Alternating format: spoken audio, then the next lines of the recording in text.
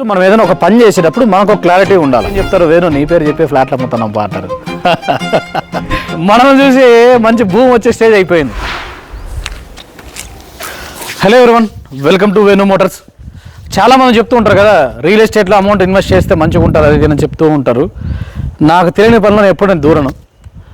But అంత అంటుంటే ఏమో అనుకున్నాను, కానీ నాకు ఇప్పుడు ఈ మధ్య తెలుస్తుంది నిజంగా ల్యాండ్ మీద ఇన్వెస్ట్ చేస్తే చాలా మంచి రిజల్ట్ ఉంటుంది. బట్ ఇన్స్టెంట్గా అయితే కాదు, కానీ కొద్ది రోజులు వెయిట్ చేస్తే బాగుంటుందని చెప్పి నాకు ఈ మధ్య నాకు బెస్ట్ మంచి ఎక్స్పీరియన్స్ జరిగింది. ఎలా అంటారా, మన ఫ్యాక్టరీ కట్టేటప్పుడు చాలామంది ఏంది వేణు ఏంది పోయి అడవిలో కడతా ఉన్నాడు, అంత లోపల కడతా ఉన్నాడు, అప్పటికి వేరే దొరకలేదా అని చెప్పి, అంటే ఈ లోకల్లో ఉంటారు కదా అని చెప్పేసి చాలామంది డిస్కస్ చేసుకున్నారు.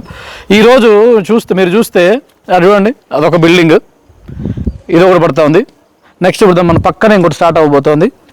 అటు చూస్తే అటొకటి, ఇవన్నీ కూడా మనతో పాటు మనం స్టార్ట్ చేయగానే స్టార్ట్ అయినవి, ఆ పెయింట్లోనే అయినవి.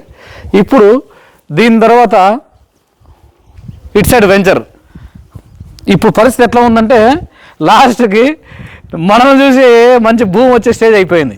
అంటే అరే అక్కడ ఒక ఫ్యాక్టరీ ఉందని చెప్పేసి మన రియల్ ఎస్టేట్ చేసే వాళ్ళు వీళ్ళంతా కలిసి మంచి భూమి లేపేశారు. నాకు తెలిసి ఒక 2 ఏళ్ళు వెయిట్ చేస్తే నేను పెట్టింది కాస్త వస్తుందేమో అనిపిస్తోంది.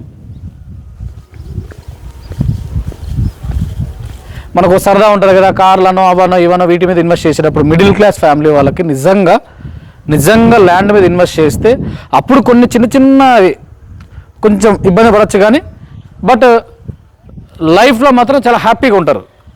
నేనేం చెప్తానంటే ఫస్ట్ మనం ఏదైనా ఒక పని చేసేటప్పుడు మనకు ఒక క్లారిటీ ఉండాలి. ఇప్పుడు ఆ రోజు నేను స్టార్ట్ చేసినప్పుడు చాలామంది నవ్వారు. ఇప్పుడు అందరూ ఏం చెప్తారు, వేణు నీ పేరు చెప్పి ఫ్లాట్లు అమ్ముతున్నాం అంటారు. సో అవన్నీ కూడా మగ్గాల బిల్డింగ్స్. ఇక్కడ అన్నీ కూడా దగ్గరలో చాలా అన్ని మగ్గాల బిల్డింగ్ అన్నీ రాబోతున్నాయి. పట్టు చీరలకి ధర్మవరం అనగానే పట్టు చీరలు అనగానే ధర్మవరం, అది అందరికి తెలిసింది, నేను కొత్తగా చెప్పాల్సిన పర్లేదు.